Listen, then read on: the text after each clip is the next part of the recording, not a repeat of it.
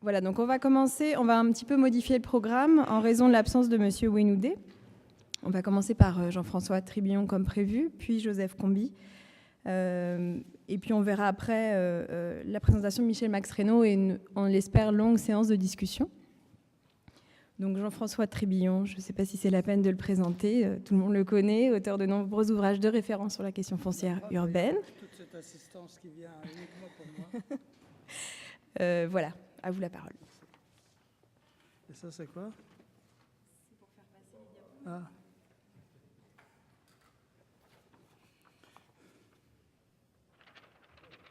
La sobriété.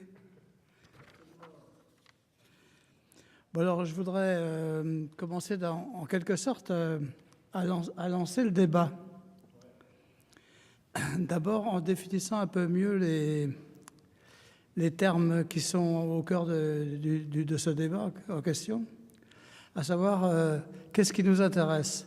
La sécurisation des droits exercés par des personnes sur des biens, des droits qui ne sont pas ceux que prévoit la loi. La loi, c'est-à-dire le texte normatif écrit qu'a rédigé pour une grande partie le colonisateur et qu'ont entériné la plupart des régimes successifs. Je vous rappelle que s'il est une législation, comme on dit, coloniale, qui s'est perpétuée avec vigueur et avec constance, c'est celle-là. Il faudra qu'on réfléchisse, parce que ça veut dire quelque chose. Alors, il existe une frange très importante de la population, peut-être la majorité de la population, qui ne retrouve pas dans le système de la loi des moyens adéquats, opérants, pour conserver, identifier, perpétuer le droit qu'ils exercent sur le sol, et par là plus largement sur les immeubles qui sont construits. Donc je vous répète qu'il y a, contrairement à ce qui a été dit ce matin, il existe plusieurs droits fonciers légués par la colonisation. Le premier droit foncier légué par la colonisation, c'est le droit qui est incarné par le livre foncier et l'immatriculation, qui est non pas un régime, mais qui est un régime de preuve d'une propriété qui trouve son origine dans une définition du Code civil français étendue à l'Afrique. Ça, c'est un premier régime, disons, de preuve d'un droit réel foncier. Un droit réel, ça suffit, sur le foncier. Le deuxième régime qui est déterminant et dont personne ne parle, là je suis pas d'accord, c'est le régime purement domanial colonial, c'est-à-dire le système qui permet à la puissance coloniale de s'emparer de territoires sous des prétextes les plus fallacieux qui soient, c'est-à-dire des territoires qui ont été légués par un traité à un pauvre roi qu'on a trompé, ou bien les prétendues propriétés publiques qui résultent de l'absence de maître ou l'absence d'exploitation. Donc il existe, si vous voulez, l'essentiel même du système colonial, c'est dans le droit domanial colonial qu'il faut le voir. C'est la capacité qu'a la puissance publique de s'emparer de presque tout le territoire pour y faire des villes, pour y lancer des exploitations, etc. Et c'est ensuite, par des systèmes de concession, par des systèmes d'attribution de permis d'habiter, de permis d'occuper, et c'est ensuite que cette propriété ainsi créée devient titre foncier. Donc, la responsabilité du système du titre foncier, il faut la voir dans le système colonial lui-même et non pas dans le mécanisme, finalement. C'est une mise au point. Donc, voilà ce qui nous intéresse. Comment peut-on envisager la conservation par les titulaires de droits populaires, disons non légaux, de leurs droits sur leur sol, sur le sol qu'ils occupent, qu'ils revendiquent, dirons-nous. Alors, pour lancer le débat, je voudrais faire une brève revue critique des procédés que j'ai vus récemment mis en œuvre pour sécuriser ces droits. C'est des procédés que j'ai vus mettre en œuvre à Haïti, à Madagascar, un peu au Bénin aussi, mais je ne vois pas les choses de façon extrêmement comme un expert doit les voir, c'est-à-dire avec une connaissance intime des mécanismes. C'est plutôt une connaissance extérieure. Donc, les assertions que j'émets, elles sont soumises à une preuve contraire, ou même à des éléments contraires. Alors, ce que j'ai vu à l'œuvre, ce sont des campagnes systématiques de sécurisation foncière qui s'emparent d'une commune, d'un territoire d'un territoire aussi large qu'une commune, un ensemble de communes, et qui les passent au laminoir d'une enquête foncière qui est réputée déterminer les conditions dans lesquelles le sol est détenu et qui présume plus ou moins la qualité de propriétaire aux uns et qui la conteste aux autres, en fonction des déclarations que les intéressés font et en fonction surtout, aujourd'hui, c'est la technique qu'on utilise, de ce que le voisinage acquiesce ou n'acquiesce pas, éventuellement avec un contrôle d'un chef de village ou d'un chef de quartier.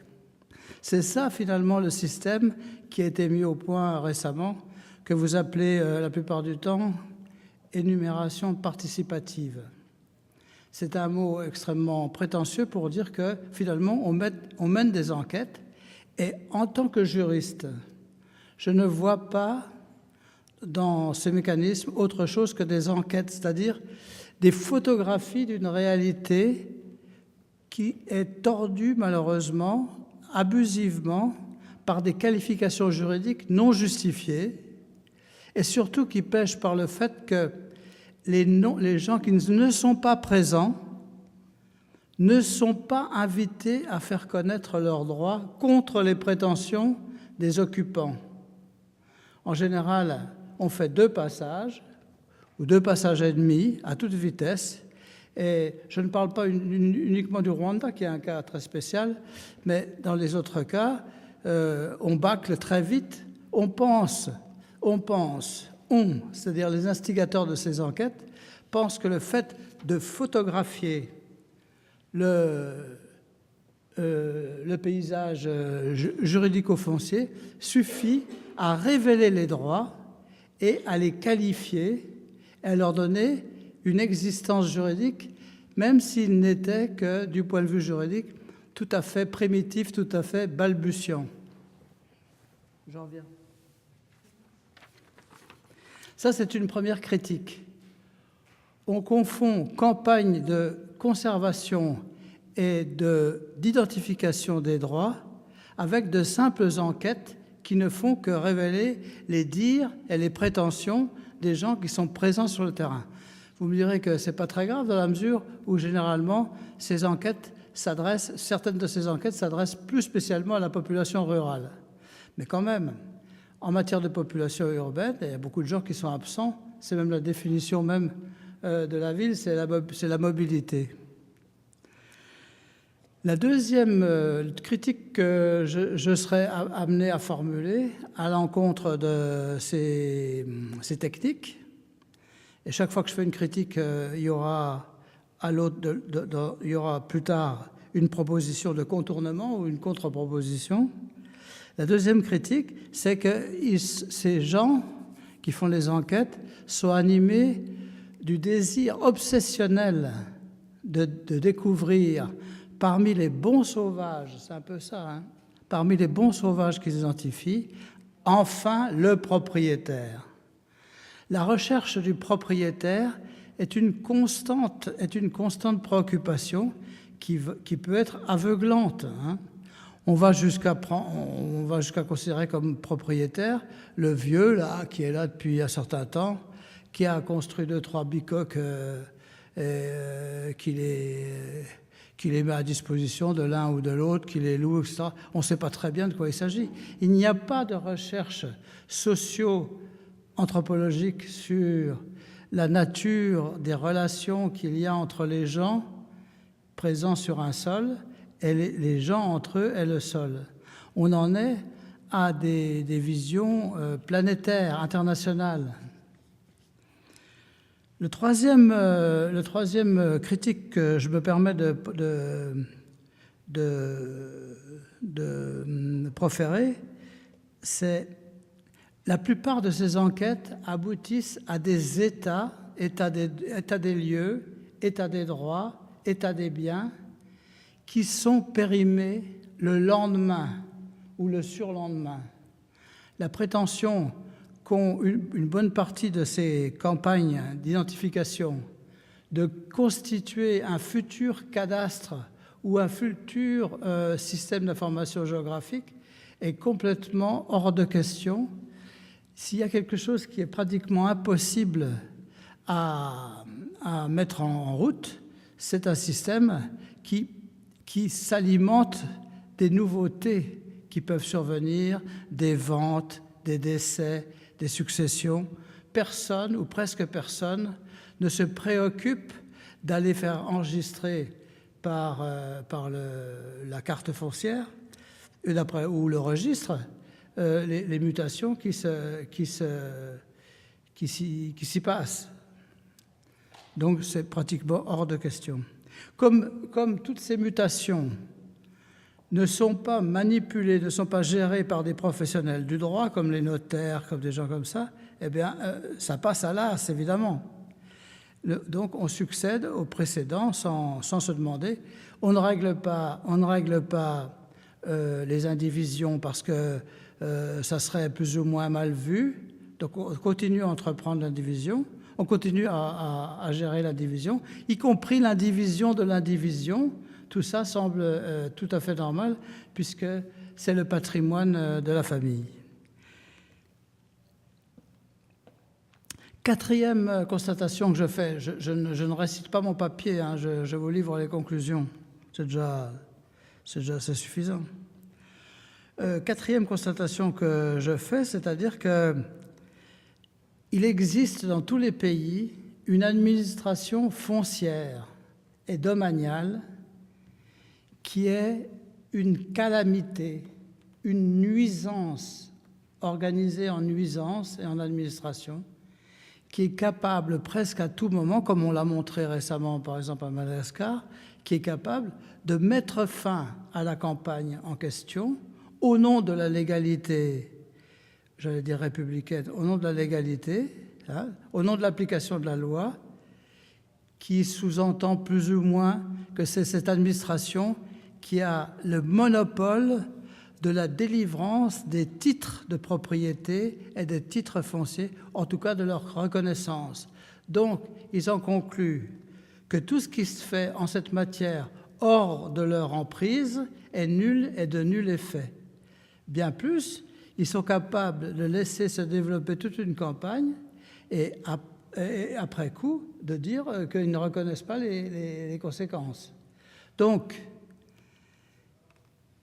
on pourrait même dire que c'est la contradiction principale, c'est-à-dire que c'est l'évitement de cette administration qui constitue la condition sine qua non d'une réussite, d'une opération de sécurisation des droits populaires, des droits non légaux.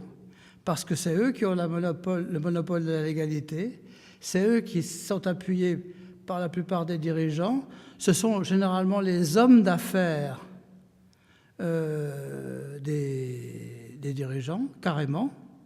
Il n'est pas rare de trouver à Paris le directeur des affaires domaniales qui vient délégué par le chef de l'État pour des opérations d'achat et de vente d'appartements qui n'ont rien à voir avec la gestion des affaires domaniales, comme j'ai pu m'en rendre compte à plusieurs reprises.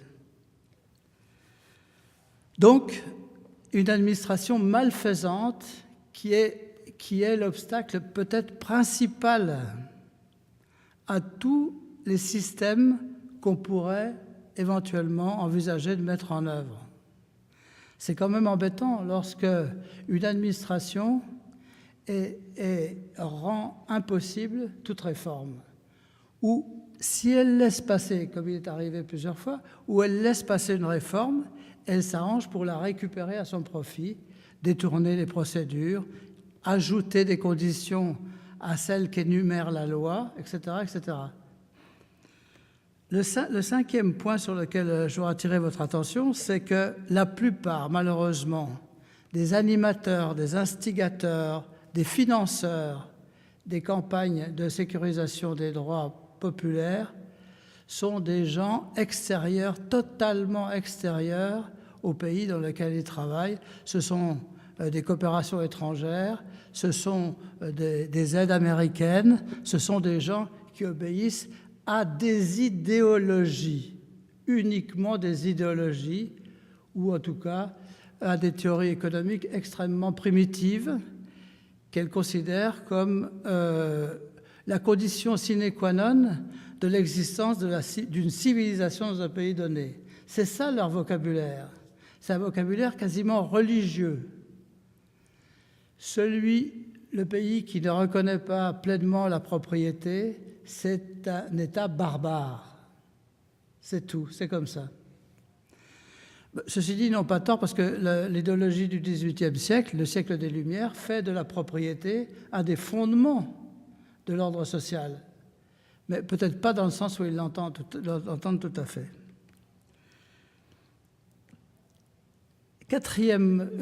Cinquième, sixième. Non, mais j'en ai oublié un que j'ai rajouté ce matin en me levant. C'est le 4 bis. La question de la sécurisation est une question qui est sans fin. La sécurisation, ça veut dire quoi? C'est rendre plus sûr. Mais pour un juriste, par exemple, rien n'est jamais assez sûr. Le seul instrument presque parfaitement sûr, à condition qu'il ne soit pas manipulé par des gangsters, c'est l'immatriculation, c'est le système du livre foncier tenu par l'administration. C'est le seul élément, c'est le seul instrument qui s'impose à tous et à l'égard de tous et qu'on ne peut pas remettre en question. Et ce texte-là frappe d'une condamnation pénale extrêmement grave quiconque manipule à son profit la procédure. Donc finalement, la seule manière de conserver, si vous écoutez les juristes, la seule manière de conserver un droit, c'est de l'immatriculer au livre foncier et de se voir délivrer un titre foncier. Ce n'est pas tout à fait idiot. Pourquoi? Parce que, comme je vous l'ai dit tout à l'heure, je pense que le système du titre foncier est un système de la preuve. Un système de la preuve. Ce n'est pas un système de propriété. Dans la mesure où, si on avait voulu, au début, en 1902, je crois que c'est le premier texte, c'est 1902, on aurait très bien pu consigner dans l'immatriculation les droits coutumiers ruraux. On ne l'a pas fait parce qu'il y a une disposition, qui passe inaperçue du texte sur l'immatriculation qui dit que on peut tout à fait immatriculer les droits, même coutumier, à condition qu'il ressemble, qu'il soit assimilable à un droit du Code civil.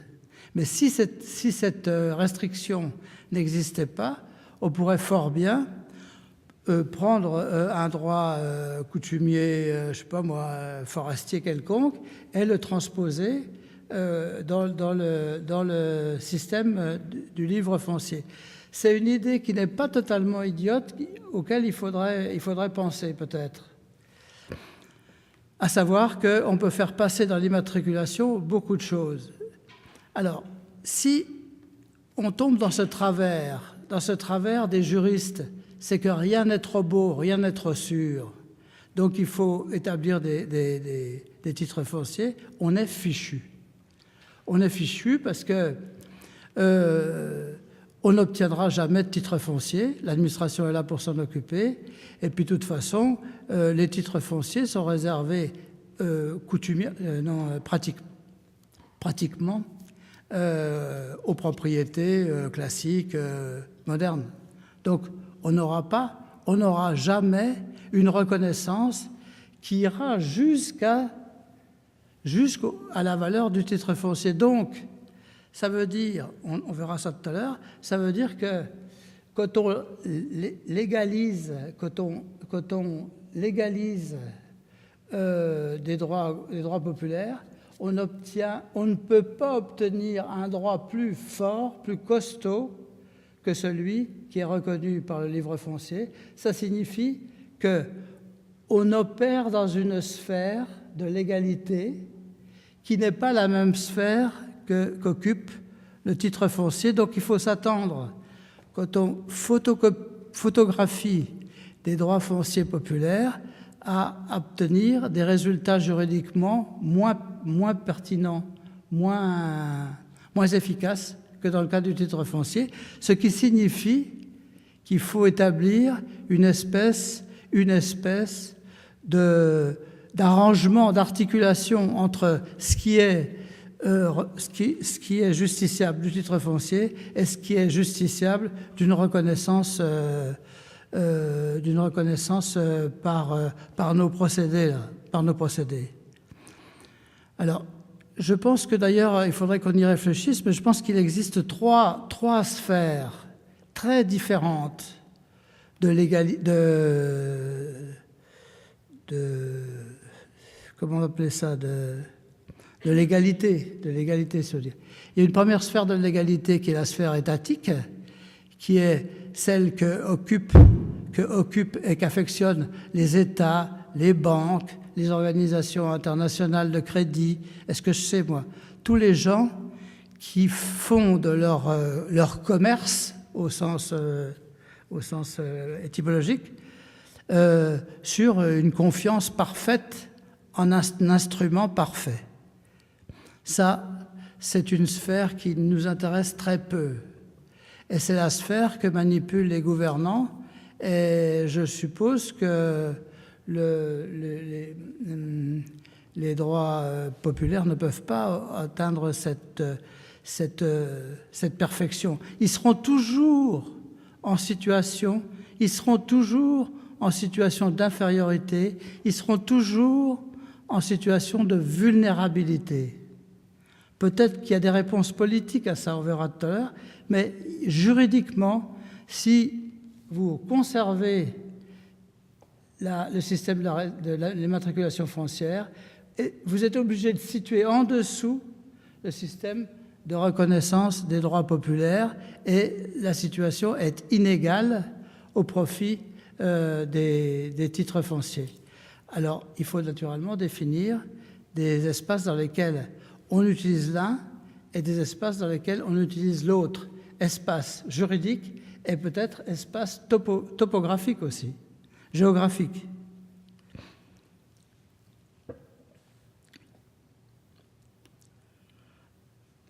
Le sixième point, donc qui devrait être 7, mais 6 ça va quand même.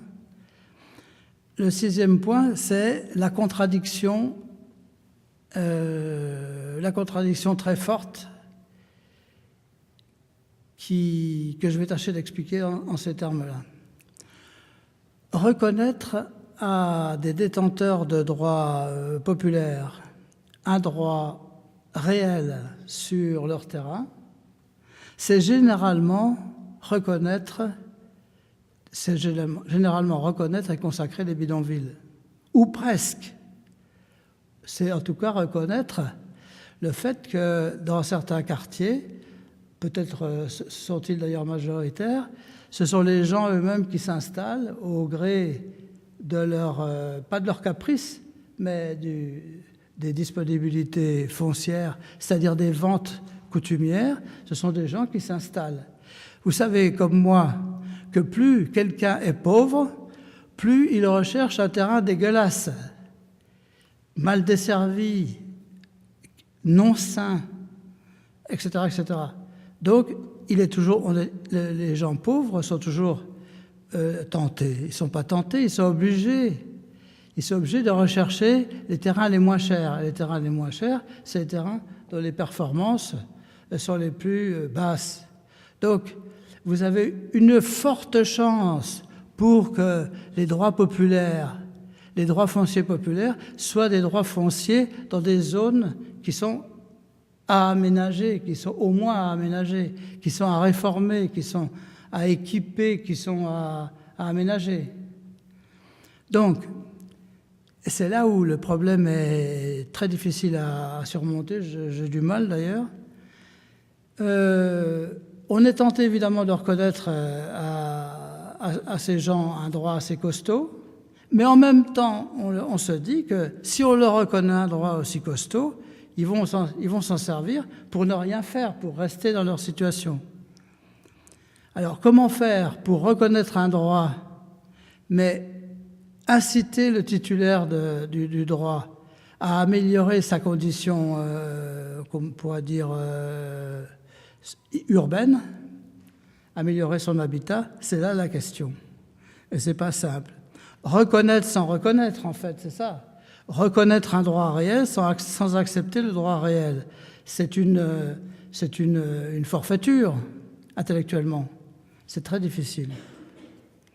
Alors, sur la base de cette analyse critique qu'on pourrait faire, que j'ai fait du fonctionnement des mécanismes actuels de sécurisation des droits populaires, sur la base de cette critique-là, je voudrais tenter d'émettre quelques contre-propositions qui pourraient baliser notre réflexion.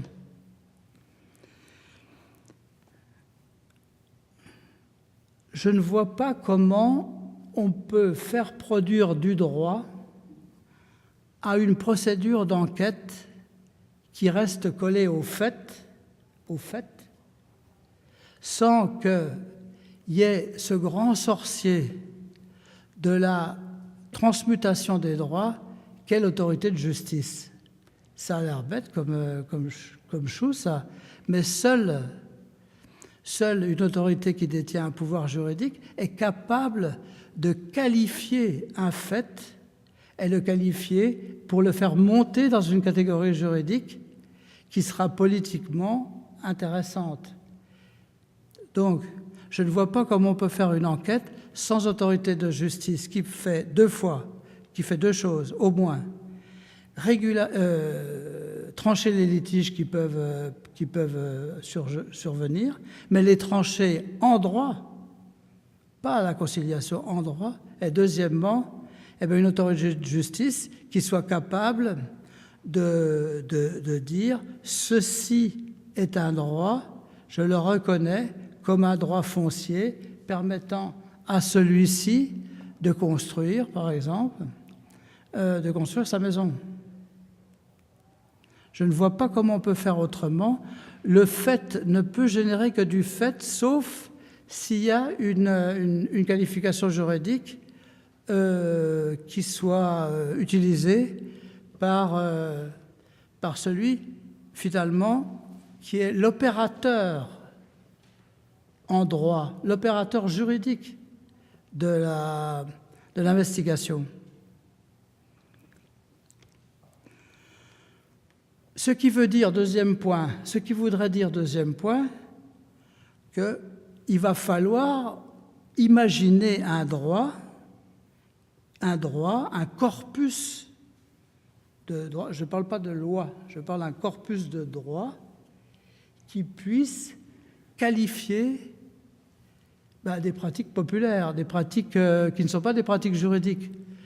Ce sont des pratiques normatives, mais ce ne sont pas des pratiques juridiques, en ce sens que le type ordinaire qui achète un terrain, il sait qu'il doit faire signer son papier par le supposé vendeur, il sait qu'il doit aller à la commune pour le faire parapher. Voilà. Il suit des normes, son comportement n'est pas n'importe quoi. Mais il n'est pas du droit. Il n'est pas du droit. Pour qu'il y ait du droit, il faut qu'il y ait une instance qui détermine ceci est du droit. Je ne sais pas si je me fais bien comprendre. Donc, c'est toute la différence entre la pratique et la théorie. Et le droit ne peut pas se passer d'une référence théorique pour opérer une mutation aussi importante, pour transformer un occupant comme ça en presque propriétaire. Il faut faire un effort. Cet effort ne peut être fait que par l'invocation de la théorie juridique. Sinon, il est là, puis c'est tout. Alors ça veut dire qu'il faut faire des recherches, il faut que nous fassions, nous, des recherches d'anthropologie juridique, sociologie juridique, pour voir comment caractériser ces gestes, ces attitudes foncières des uns des autres, comment leur donner une qualification juridique en dehors de l'éternelle référence au Code civil de 1804, qui est quand même un peu juste sur ce plan-là. Donc, il y a en France d'excellents anthropologues juristes, dont je ne fais pas partie. Soyez rassurés, je ne me vante pas. Je ne me vante pas non plus, mais il y a du travail à faire pour essayer de faire accepter qu'un bien foncier peut être détenu par des gens sans qu'on puisse les qualifier de propriétaires, de locataires, de bailleurs amphithéotes, de preneurs amphithéotes, etc., etc., etc. Donc, qu'est-ce qu'il faut faire ? Il faut retourner au terrain. Il faut retourner au terrain pour partir d'une observation urbaine, une observation urbaine du comportement des gens, avec leur consentement, avec leur participation. Je ne m'appelle pas Lewis. Ça, c'est très important. Donc, il faut construire un système juridique, à mon avis, sans avoir recours à la loi. Comment le faire ? En invoquant le droit. C'est-à-dire, il y a des tas de phénomènes juridiques qui ne sont pas consignés dans la loi, dans l'écriture, mais qui sont de droit, qui sont en quelque sorte d'un droit éternel. Alors comment faire ? Je pense que dans mon papier, j'essaie de justifier les emprunts qu'on peut faire à droite, à gauche.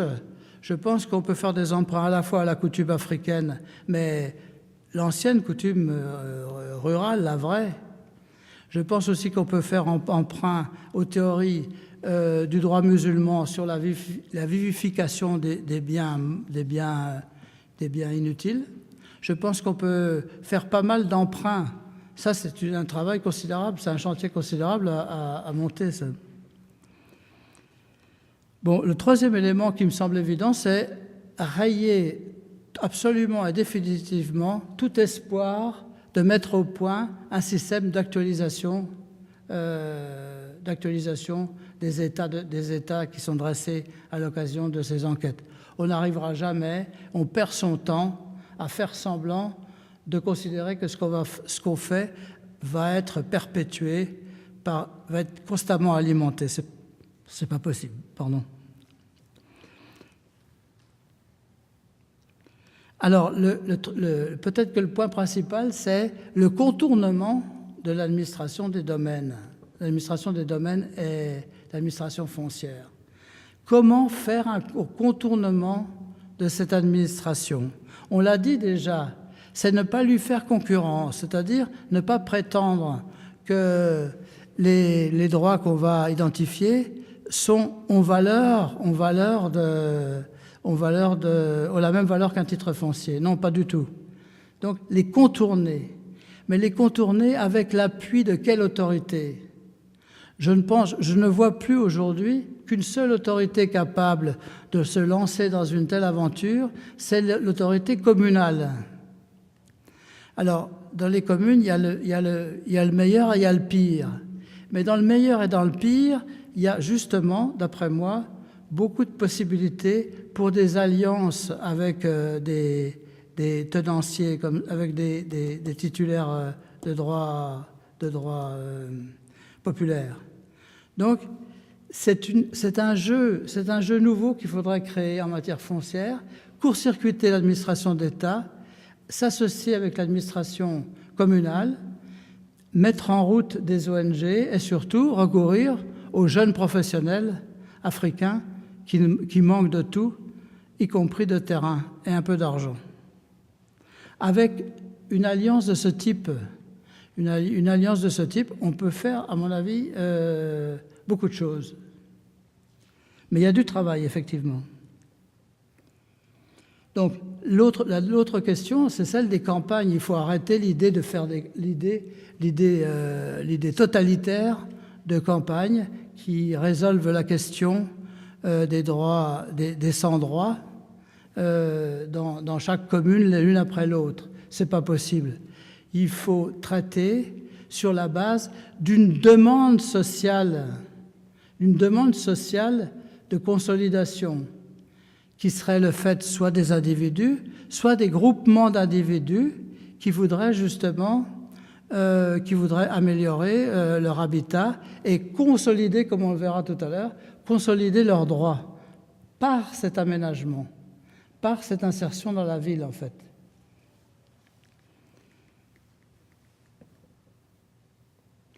Je pense que dans ces conditions-là, on va voir arriver des gens, principalement, qui seront menacés de déguerpissement. Donc, les demandeurs seront très certainement des gens qui se sentent menacés et qui cherchent une réponse dans un système conflictuel. Je pense qu'il vaudrait mieux penser ces campagnes ou ces actions-là à l'intérieur d'un système de conflit urbain plutôt que dans un esprit de pacification sans demande. Donc toute demande est forcément une demande de protection et toute demande devrait être une demande de confortement, de consolidation des droits.